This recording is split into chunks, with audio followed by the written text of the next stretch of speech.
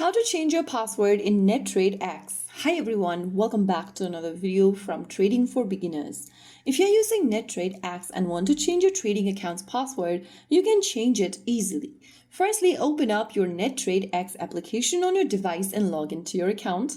Once you're logged in, go ahead and tap on the settings icon at the bottom right corner. Inside the settings menu, tap on password changing, and then enter your current password in the text box provided. Finally, click change. Now on the next page, it will show you your new password. You can choose to store your credentials by toggling on this button or save your password. Go ahead and make your selection just the way you want and click OK. So that is how you change your password on NetTradeX. Make sure to screenshot or write down your new password in case you forget it later. Or if you are using your own private device, you can switch on the save password option so that you can sign back in easily later whenever you want.